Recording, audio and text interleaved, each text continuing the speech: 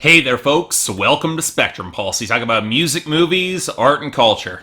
And today, we're going to be talking about the newest album from Avenged Sevenfold, called The Stage. Oh, I'm the wrong person to be covering this album. See, I think I've gone on record before that I never really had an angry white boy face, and since I was such a massive nerd growing up, still kinda am to be honest, when I did start getting into metal in the mid-2000s, I kinda skipped hard rock and heavy metal radio entirely, and dove straight into fantasy-inspired symphonic and power metal. Sure, I heard some of the stuff you'd hear on the radio in passing if it ever crossed over to pop, but my musical evolution was taking me in precisely the opposite direction of rock radio. I was listening to progressive rock and metal, which rarely ever got played, and later the more anthemic strange of hair metal and classic rock and even some thrash, or getting into post-punk and punk that would drag me into experimental and noise rock, all of which would culminate in my continued exploration of even more abrasive genres like black metal, which continues to this day. So in other words, when I'm going back to re-listen to some of that mid-2000s material now that got play, wow, I can't tell you how lucky I feel about this. I avoided the dregs of nu metal, the post-grunge imitators, so much of the meat-headed metalcore and post-hardcore scene. Like, I doubt I would have even gotten into this when I was a teenager, but it's very telling that going back to it now, how badly so much of it is aged, especially in a lot of the writing. That's what makes a look back at Avenged Sevenfold kind of fascinating for me. A band that gets dumped on by a fair number of metal fans for not being heavier, and the sort of theatrics that they've rarely, if ever, been able to pull off convincingly. Yeah, okay, the guitar work and solos did have a certain charm on City of Evil, but the band followed that with a self-titled release that tried to add elements of symphonic rock and fell ridiculously flat for me, especially in comparison with some of their contemporaries. And yeah, for the most part, I'm gonna blame frontman M. Shadows for this. His songwriting has always been hilariously overwrought, particularly on that album, and his more nasal delivery just has never had any swell or impact for me. It's kind of a mediocre record, and they weren't exactly having a lot to start with. Now granted,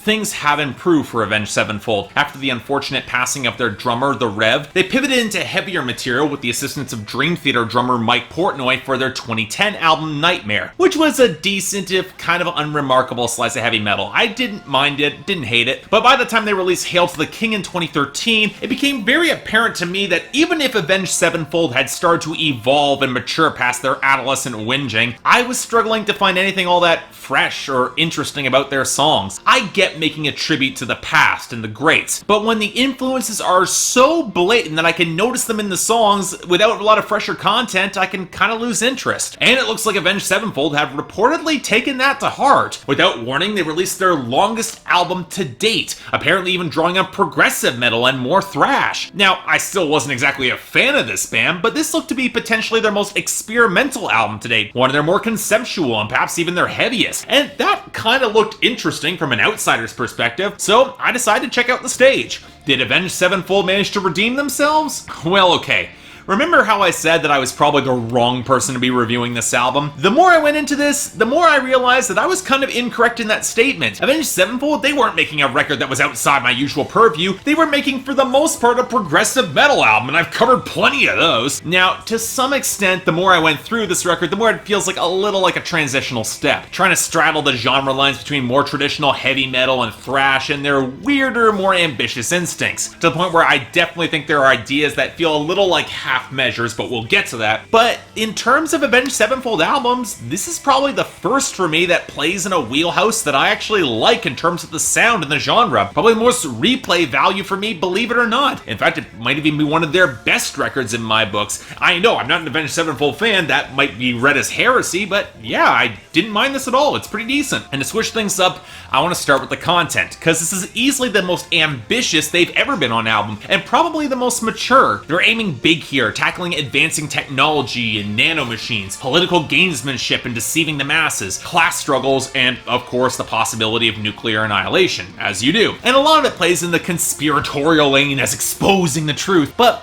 what gets kind of interesting is that as the album progresses, you see the band looking outwards to the cosmos of space, seeking any sense of a possible escape and wondering why we haven't encountered other species out in the vastness, even directly invoking the Fermi paradox that given the extremely likely case that there is intelligent life by solving the Drake equation out there somewhere, the fact that we haven't encountered them them yet is kind of paradoxical. Now, on some level, I'm not wild about this thematic progression. Give Up and Flee to the Stars, as it sucks down here, it's a pretty nihilistic in its own right, but when you include songs like Higher, dedicated to the Rev, and the album highlight Roman Sky, dedicated to Giordano Bruno, a 16th century philosopher and astronomer who theorized a universe beyond the solar system and was burned as a heretic for it, that escapism does have some wistful charm to it. I actually came around to it pretty well. And hell, when you anchor the album on Exist with a pretty solid soliloquy from Neil deGrasse Tyson about exploration of that cosmos, I'm pretty much on board with this. Which makes it kind of odd that global warming doesn't really come up as an apocalyptic force, but again, that's baby steps. What's a little bit more frustrating in the writing are the inconsistencies, both in tone and content. For as much as this album wants to take a very strong, humanist and futurist stance, which I can get behind, the questioning of technology and the playing God mold, the paradigm, and creating God, those songs don't really seem to fit well for me. And that's before we get to the conspiratorial tone. I've said it before in my Megadeth review, I find it hard to take that sort of framing and tone seriously, especially when it's paired with paranoid rhetoric and political subject matter that kind of deserves more. The world is far more likely to be destroyed by our own mistakes and inactivity rather than sinister conspiracies, and that hospital skit on simulation started to push into campier territory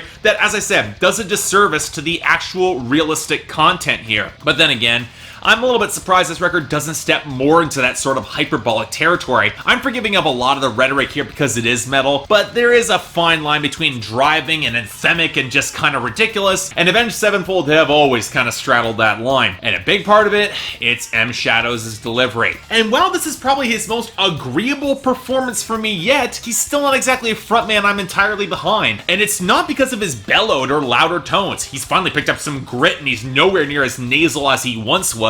But outside of his lower range, where he sounds like he's channeling Scott Weiland with a vocal melody pulled from a mid-period Arion record, it always the softer vocals where that nasal tone sneaks back in. It's just distracting to me. Granted, that's not counting songs like Goddamn, where he's shouting over more acoustic tones, and the contrast is jarring as hell. Definitely not one of the better tracks here, despite one of the better hooks. But really, the sign of where Avenged Sevenfold could make up the most progressive ground would be in the instrumentation and production, right? Well, again, it's tough to gauge. For one, while I did like the more complex and explosive drum work from Brooks Walkerman, formerly of Bad Religion and their newest drummer here, the slappy kick drum tone he uses is mixed closer to the front than it probably should be. And minus any sort of consistent bass guitar presence, I'm often left feeling that the drums, the rhythm guitar, and the vocal line are compensating for a foundational depth that often isn't really here in the mix. That, combined with some of the more squealing lead guitar tones from Gates, it feel a little bit lacking in body, leave me questioning whether or not this is an issue of tonal choice or the production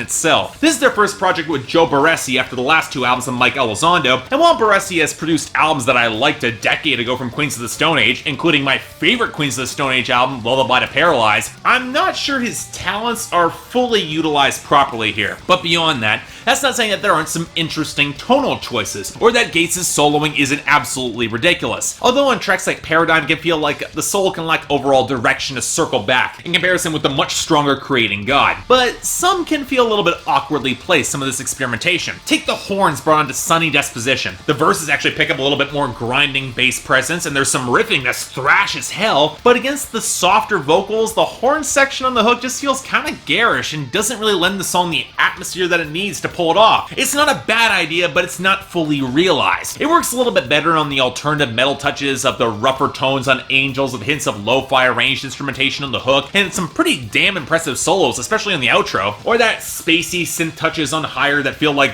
Avenged Sevenfold are channeling Muse a little bit in the overdub vocals, especially the hook, and that's before we even get to the symphonic vocals, or to the tremolo riffing from black metal behind parts of the Fermi Paradox. But many of these places feel like ideas that are added to the Avenged Sevenfold formula, not quite fleshed out or explored enough to break away from the established sound that, yeah, it's technically impressive, but doesn't really stick all that well for me. The one exception here is Roman Sky, with the strings accompaniment and a pretty damn great melody on the guitars. It's a genuinely great power ballad, but it's also something in which Avenged Sevenfold, they've got some experience. They've done this sort of symphonic sound before. But so again, maybe it's just transitional, and maybe if Avenged Sevenfold continue taking steps in these directions, we could get a stronger project down the road, or at least one more in my wheelhouse, but that's not to disparage what we got here either. Hell, it's probably the most I've ever enjoyed an Avenged Sevenfold album thus far, even if I do feel that on a compositional level, they're a band that's more technically skilled than in crafting a consistent lyrical narrative or a melodically satisfying hook. But there's definitely some growth and potential here that I actually appreciate. Thus for me, I'm giving it a pretty strong 6 out of 10,